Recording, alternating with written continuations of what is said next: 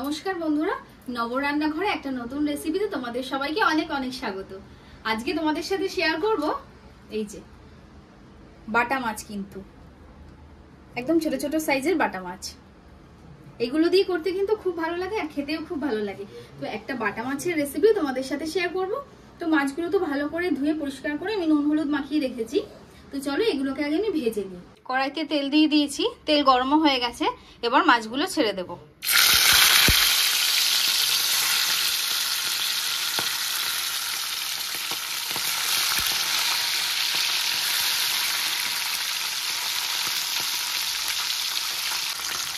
অল্প অল্প মাছ দিয়ে ভেজে নেব, সব মাছ কিন্তু একবারে দেব না। এবারে একটা মশলা তৈরি করে নেব। সাদা সর্ষে, কালো সর্ষে, রসুন, শুকনো লঙ্কা আর কাঁচা লঙ্কা একসাথে মিহি পেস্ট করব। সব মাছগুলোই আমার ভাজা হয়ে গেছে। এবারে ওই তেলের মধ্যেই দিয়ে দিচ্ছি কালো জিরে আর শুকনো লঙ্কা ফোড়ন। এবারে দিয়ে দিচ্ছি স্লাইস করে কেটে রাখা পেঁয়াজ। পেঁয়াজটা ভালো করে আগে ভেজে নেব।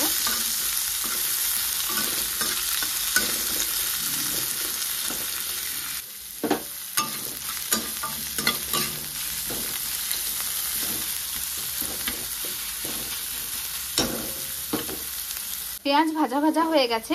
এবারে দিয়ে দিচ্ছি বেটে রাখা মশলাটা। এর সাথেই দিয়ে দিচ্ছি পরিমাণ মতো নুন আর হলুদ।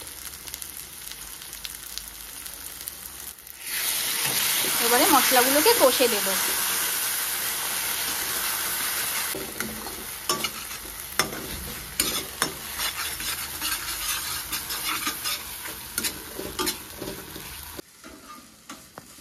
মশলা ভালো মতো কষানো হয়ে গেছে।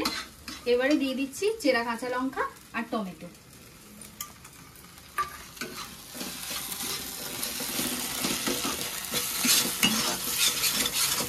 সামান্য একটু নেড়ে চেড়ে এবারে জল দিয়ে দেব।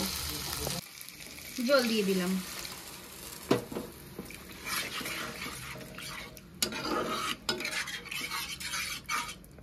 ঝোল ফুটে উঠেছে, এবার মাছগুলোকে দিয়ে দেব।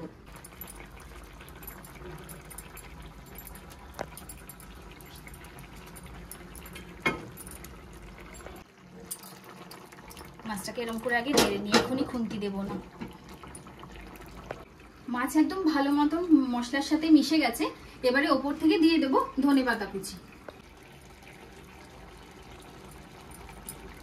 গ্যাস অফ করলাম।